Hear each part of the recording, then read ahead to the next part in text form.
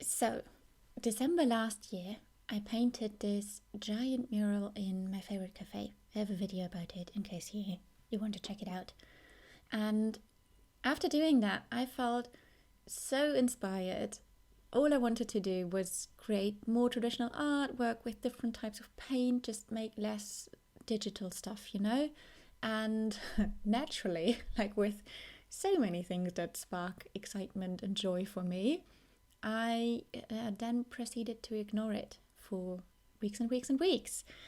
And that is until a friend told me about this art fair.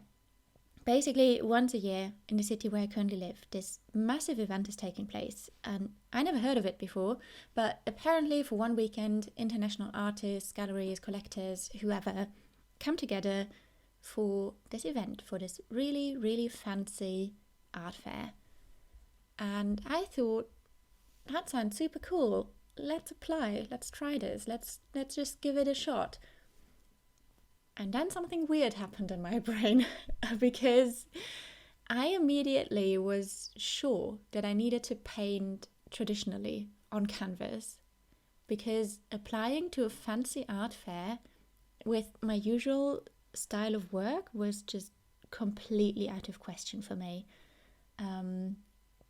which got me thinking about the classism and misogyny that I have internalized about art.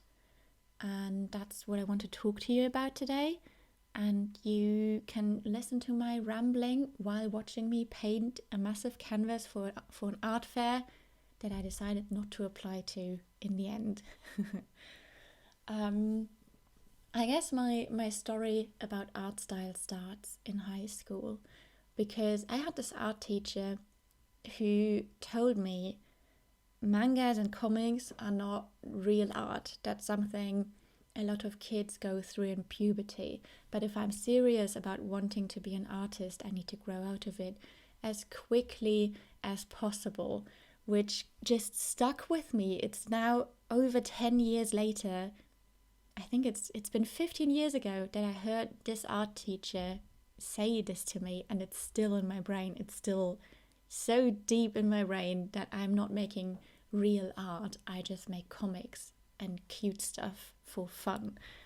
I actually wrote my thesis about educational comic books, and that research kind of confirmed this bias, that comics, well, at best they're regarded as trivial, as something you do for entertainment, like lowbrow culture. But more commonly, they are regarded as vulgar or even damaging. So, cool? Definitely not in the highbrow art sector. And the only value educators, media, parents, and artists kind of saw in comics was that it could be an entrance point into real books and real art. Like that high school teacher told me, it's okay as a phase, but you need to grow out of it and then proceed to create real work. And there are many, many reasons for this. One of them being that we have this idea of the artistic genius, that one person has these ideas that were never thought of before. And comics are very in your face about, we are not that. We are not an artistic genius. We just create comics. And of course, every comic artist kind of has their own style, but comics are often done in teams. So you have to kind of create standards for how does this character look, for example. And that's just a different approach to creating art. And looking back to that high school teacher and other people who told me that's not real art, it's just comics, I'm just really mad. I'm just really sorry for younger me to have heard these messages. And I do see some sexism in there, because I think we have this attitude towards many things enjoyed by teenage girls. Manga being only one of them. But if a teenage girl says, I really like this, the usual response from society is to deem it not very important.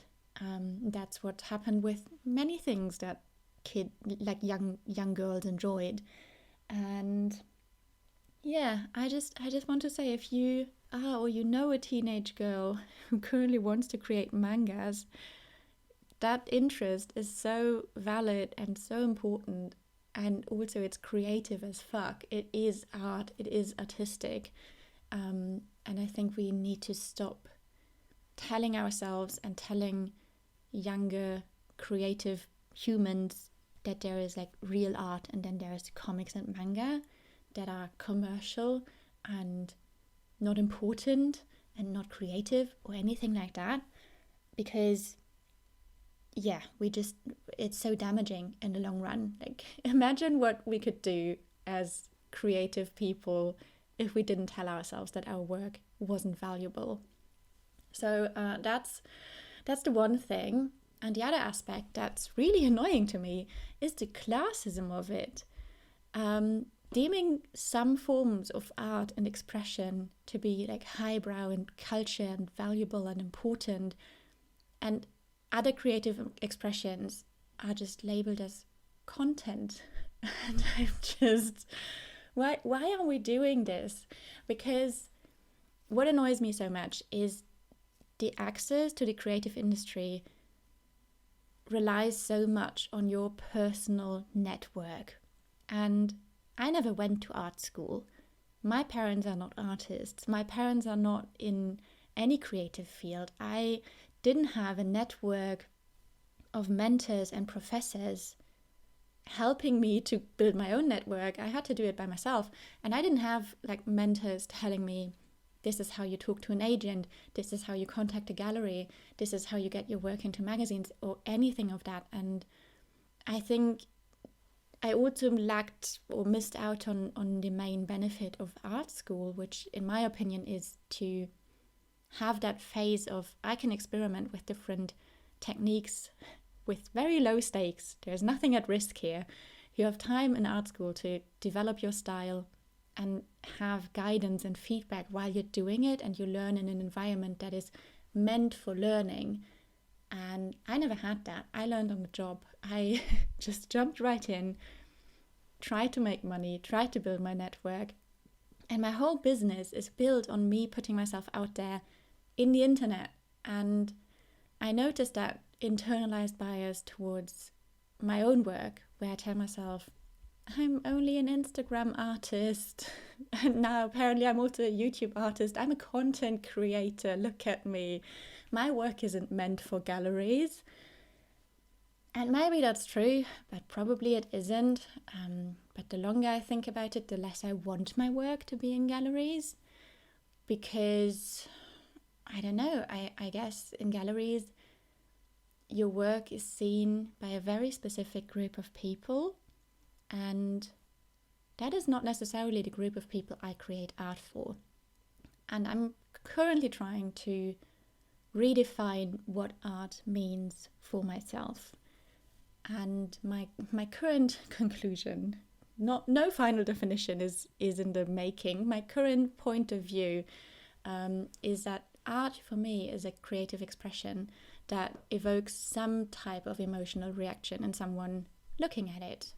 That can be joy, validation, some new thoughts, some inspiration.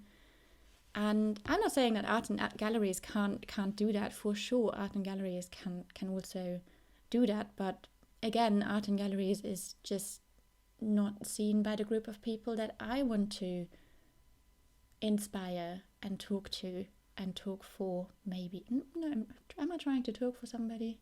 That's a topic for another video. I want to make art for my own community. I guess that's what I'm trying to say. And I had this massive mental block before starting a YouTube channel because I thought it would somehow decrease the artistic value of my own work. I would just turn my art into content and therefore it would be less valuable or anything like that. And I'm now in the process of overcoming this. So I guess welcome to my YouTube channel. My name is Louie. I'm an artist, and I'll see you next week. Bye.